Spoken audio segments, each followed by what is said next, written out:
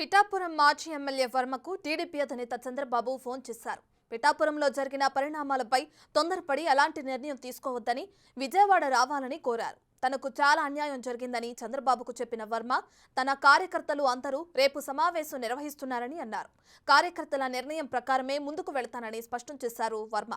ఈ సమావేశం అనంతరం విజయవాడ వస్తానని చంద్రబాబుతో వర్మ చెప్పారు.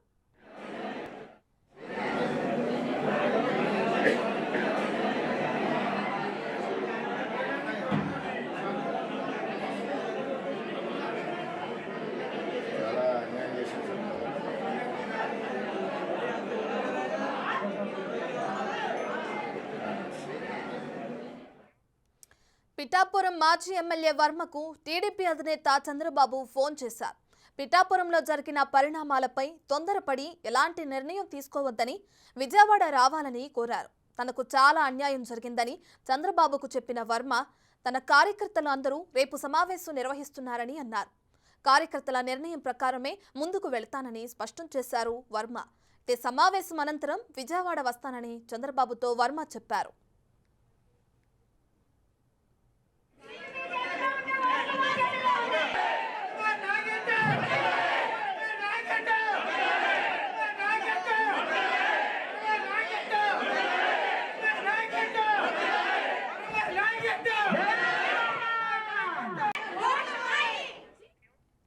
రైట్, ఇదే అంశానికి సంబంధించి మరింత సమాచారాన్ని మా ప్రతినిధి రాజేష్ అందిస్తారు.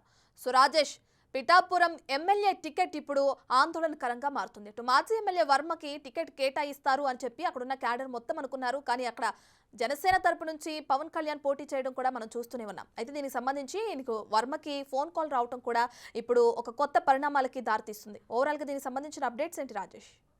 రత్న, పిఠాపురంలో వర్మ అనుచరులు చేస్తున్న ఆందోళన ఒకసారిగా రాష్ట్ర వ్యాప్తంగా గుప్పమంది. ఈ నేపథ్యంలో పెద్ద ఎత్తున టీడీపీ కార్యాలయం ఎదుట తెలుగుదేశం కరపత్రాలను అలాగే జెండాలను కార్యకర్తలు తగులుబెట్టిన పరిస్థితి ఉంది. ఎట్టి పరిస్థితుల్లో కూడా చంద్రబాబు పునరాలోచన చేయాలి. ఈ పరిస్థితిలో పవన్ కళ్యాణ్ వర్మ గత 20 ఏళ్లుగా కూడా పిఠాపురం నియోజకవర్గాన్ని పనిచేస్తూనే ఉన్నారు.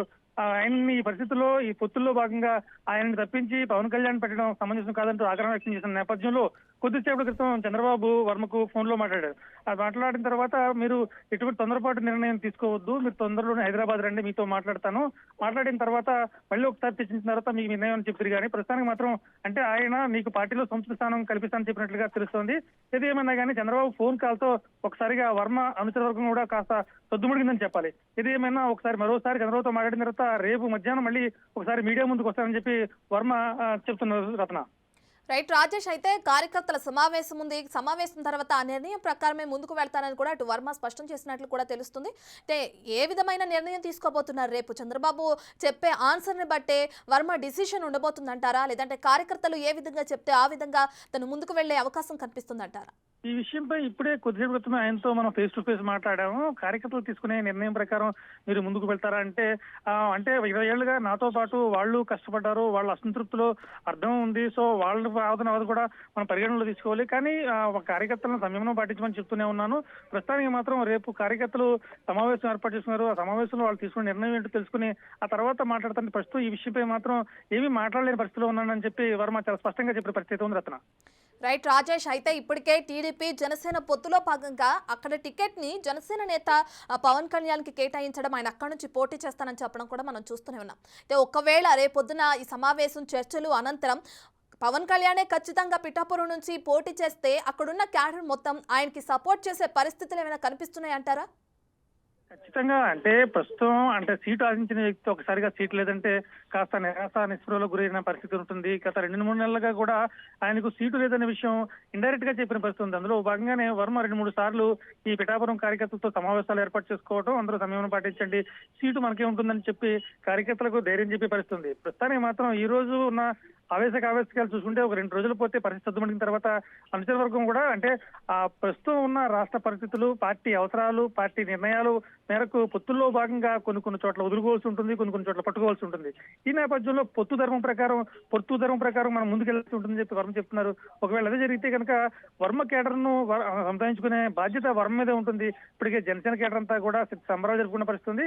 ఏది ఏమైనా వర్మ తీసుకునే నిర్ణయాన్ని బట్టి ఇక్కడ జనసేన గెలవబోతుందా, టీడీపీ గెలవబోతుందా, లేకపోతే వైసీపీ గెలవబోతుంది అనేది ఆధారపడి ఉంటుందని వర్మ కార్యకర్తలు చెప్తున్నారు. ఏది ఏమైనా ప్రస్తుతానికి మాత్రం వర్మ మాత్రం ఇంచుమించుగా మౌనంగా ఉన్నారని చెప్పాలి. ఈ విషయంలో పార్టీ అధిష్టానం ఇది చెప్తే చేయాలి, లేకపోతే ఎందుకంటే టీడీపీలో వర్మకు ప్రత్యేక స్థానం ఉంది. అలాగే వర్మకు కూడా టీడీపీలో ప్రత్యేక స్థానం ఉంది. ఈ నేపథ్యంలో ఒకవేళ రేపు వర్మ తీసుకునే నిర్ణయం పార్టీకి ఇబ్బంది కలిగిస్తుందా, లేకపోతే పార్టీ నిర్ణయం ప్రకారమే వర్మ ముందుకెళ్తారని మాత్రం ప్రస్తుతం సస్పెన్స్ గానే కొనసాగుతుంది. ఏది ఏమైనా రేపు కార్యకర్తలతో సమావేశమైన తర్వాత కార్యకర్తల అంతర్గత భావాలు ఇండైరెక్ట్ గా వాళ్ళతో మాట్లాడి వాళ్ళు చేసుకోమంటారా, వాళ్ళు మాత్రం ఒకటే చెప్తున్నారు, ఖచ్చితంగా వర్మను ఇండిపెండెంట్ గానే పోటీ చేపిస్తాం, అవసరమైతే ఆ టీడీపీ జనసేన ఓట్ బ్యాంక్ చీలుస్తామని చెప్పి వాళ్ళు చెప్తారు.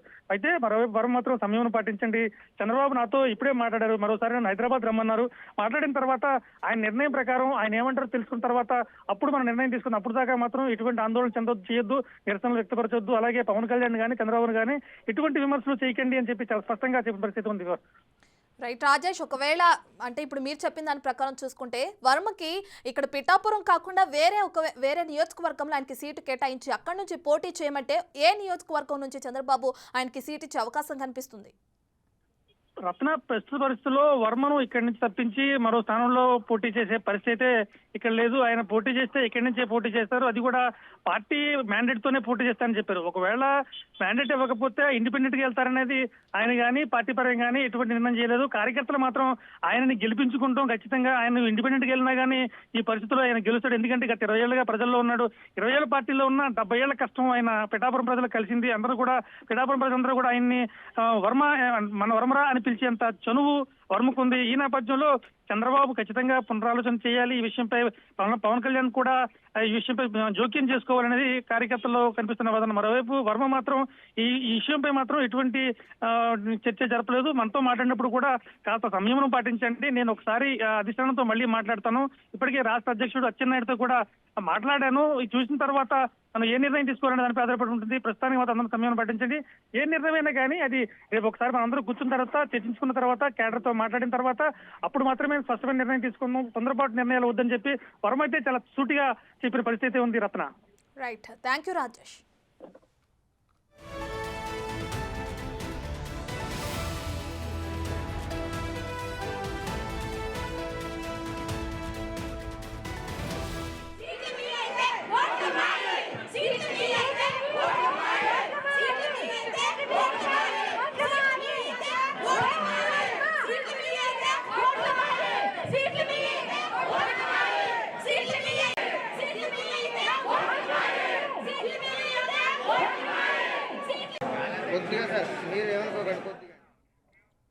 పిఠాపురం మాజీ ఎమ్మెల్యే వర్మకు టీడీపీ అధినేత చంద్రబాబు ఫోన్ చేశారు.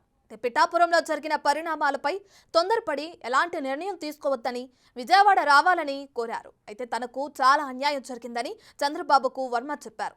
తన కార్యకర్తలందరూ రేపు సమావేశం నిర్వహిస్తున్నారని అన్నారు. కార్యకర్తల నిర్ణయం ప్రకారమే ముందుకు వెళ్తానని స్పష్టం చేశారు వర్మ. అయితే సమావేశం అనంతరం విజయవాడ వస్తానని చంద్రబాబుతో వర్మ చెప్పారు.